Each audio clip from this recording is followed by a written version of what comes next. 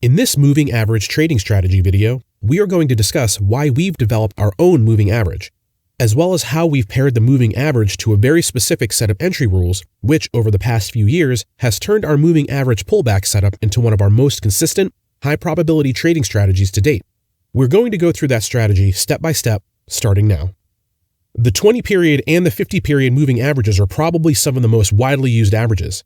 If you have no idea where to start with moving averages, I can almost guarantee you that the 20 or 50 period moving average will fall right into place in your trading. And now we even use a modified version of the 20 and 50 that we've created for our own trading, which will be discussed further in part 2 of this series. So the first thing that we do every morning is to scan through our watch list of stocks, futures, forex, or crypto looking for this divergence in current price from its moving average. The second lesson of this series is focused on stacking key levels with the moving average zone that we discussed earlier, to more precisely locate the where of where a trade is most likely to take place. The first thing to consider is that key trading levels are not just simple support and resistance levels. While support and resistance is a vital part of trading, plotting every single line of support and resistance will leave your charts cluttered and riddled with false trading signals, which ultimately lead to indecision and misinformation in your analysis. The way that we are going to locate key trading levels is by zooming out of the smaller picture that we are currently looking at and taking a look at the bigger picture inside of a larger time frame. For example, if we are doing our analysis and looking to take trades off of the 1 hour time frame, what we do is zoom out to get a bigger picture of what price is doing. We will look at the daily or even weekly time frame levels of support and resistance. This way, we are using more established, well-respected levels which hold more weight and are therefore more reliable levels to take trades off of. Once you start plotting your key levels like this, you are going to see a dramatic increase in the reliability of your support and resistance levels. Once we zoom back into the original time frame, we will be able to see key trading levels which provide us with more consistent trades and more accurate trade entries, while also eliminating the majority of noise that standard support and resistance would have created. You can see that these levels are well respected.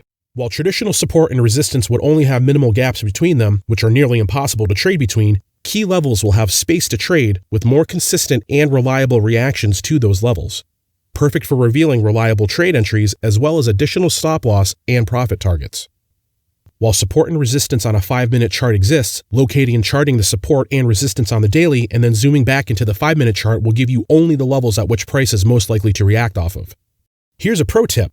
The longer the time frame, typically the easier it will be to trade. For example, while the daily time frame would be one of the simpler time frames to trade from, the 1-minute time frame will be one of the most difficult to trade from. Intraday trading is much more difficult than swing trading the 4-hour and daily time frames. If you are struggling to bring in consistent profits, try to work off of the longer time frames like the daily. Dial back your position size and take less risky, smaller positions that play out over a longer period of time. Not only is a daily chart more reliable to trade off of, but the smaller size and slower trades will allow you to manage real money trades at a more comfortable pace, while reducing the stress of being heavily leveraged. This will also help you to build the confidence that you will need when you return to trading bigger positions on the shorter time frames. So, stacking these two areas together is the indicator to giving us high probability levels at which trades are most likely to take place from. Being disciplined enough to take trades only when at these levels is going to be up to each individual trader. If you are interested in watching part 2 and learning more about our entry strategy, as well as our moving average, please feel free to do so on our website through the link below in the description. Please don't forget to like and subscribe if you learned something new.